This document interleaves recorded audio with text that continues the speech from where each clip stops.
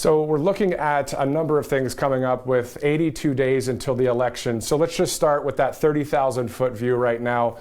What are you seeing out there on the campaign trail, and what's going on with President Trump? Well, listen, this is not new to me, obviously.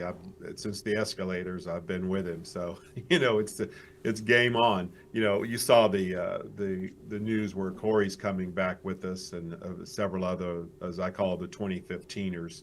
So we're getting. I like to look at it as an Olympian 4x100. They've run the first leg, the second leg, the third, and now we're going to take that baton and run it to the finish line. So that's pretty much the 30,000 view. The great thing about the president is his messaging. You saw the success with on the Twitter or the X interview, which is the largest in the history of the world, if you want to use it in that term, that text. But more so, you're going to see him deliver the message to the people. Pretty much is what Kamala hasn't been doing, and he's going to keep continuing to say what he's going to do, which is really a continuation of the success of his administration, the Trump administration. So it's nothing new. Obviously, we are the originators of the no tax on tips, and there's some really cool things that are coming up down the pipe that are going to be game changers. It's going to obviously benefit the American people and not just a talker, unlike the other side. So it's a lot of excitement going on. New folks are coming through to help the existing team that we have now. We're really excited about that. The one thing that we really like more than anything is the fact that we do have some fairness of a social media apparatus. We do have, of course, Truth Social and this great network here, of course. And then we have, of course, X, which Elon's done a great job, really trying to keep it fair, and which is all we ever asked anyway. I can't say much about the other social media apparatuses. I'm sure they're still, not really totally on board with letting our messages flow through. So, we're going to fight the algorithms once again. And of course, mainstream media has already had their huddle, and they're trying to do another play on their retail politics, what they've done in 15 and 2020. So here we go. It's game on. It is game on. And I remember in Atlanta just a couple weeks ago, President Trump calling you out in the crowd, and you, of course, getting a great round of applause and cheering for someone that has a lot of history with President Trump from 2015 and even probably before that. Can you just dive into that real quick for our viewers who don't know? Tell us about the genesis of that, because I know a lot of people, of course, love President Trump. Yeah. Well, it's interesting. I actually met him in 1991 here in Atlanta. And this is something, I don't know why I didn't think about this earlier. I think because, at that time he was married to, was with Marla, and I just don't like, talking about former, that kind of stuff. So I just blew it off. But believe it or not, he was in town doing a fundraiser for Kid and Kind. And this back then, they used the term AIDS back then, obviously, and they said they were in town raising money in Southwest Atlanta, yes, in a predominantly black neighborhood, and they were raising money for black kids who had AIDS, who diagnosed with the AIDS virus. That's the term they used in '91.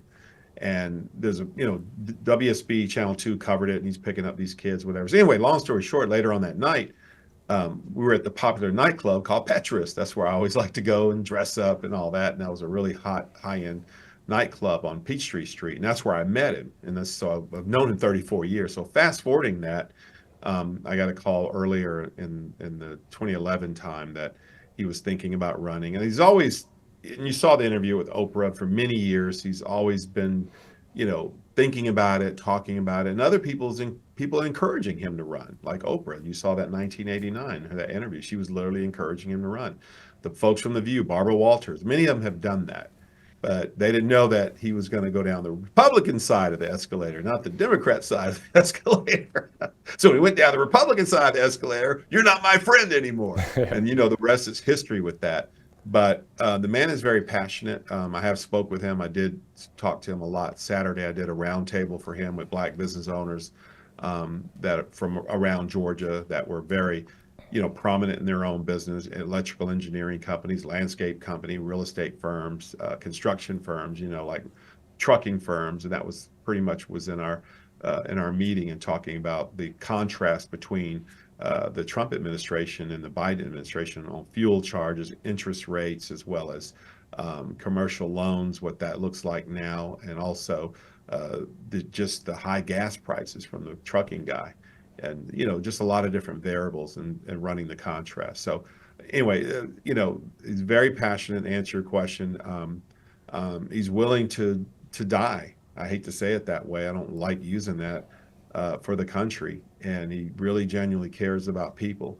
And I always often tell people, I've been around a lot of successful people, and it's not measured just on wealth. Wealth is good, and also, but how you get there is you have to have a love for people in order to be successful and to maintain the success. People forget about that.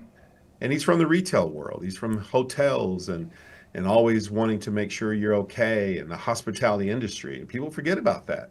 So he uses that business acumen to run the country and to do his business as well as lead the nation, which is a powerful component to have, in that capacity as president of the United States. And that's why I love the business people and all the viewers you're watching. If you're running a good business and they're asking you to run for city council, as long as you run, just please run under the America First badge. And the America First badge means you don't take pay-to-play money and you don't do special interest. That's the badge you have to take. That's for all of us. So that's what this great movement is about. Exactly. And President Trump is the messenger of it. And that's what this is about.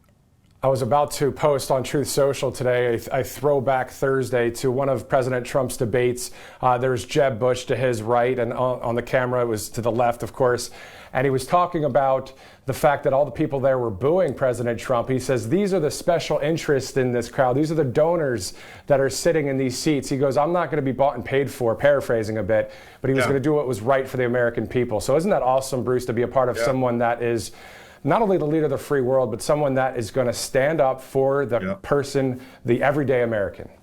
Yeah, and the key to that, what people don't realize, when I said earlier, just a few minutes ago, is encouraging good people to run and to run in these seats. And we did birth a lot of great America First congressional people, Senate, and even city council, state reps across the country. I mean, look at our congressional delegation, Anna Paulina out of Florida, Marjorie Taylor Greene here in Georgia, Congressman Burgess Owens in Utah, Byron Donalds in Florida, John James in Michigan.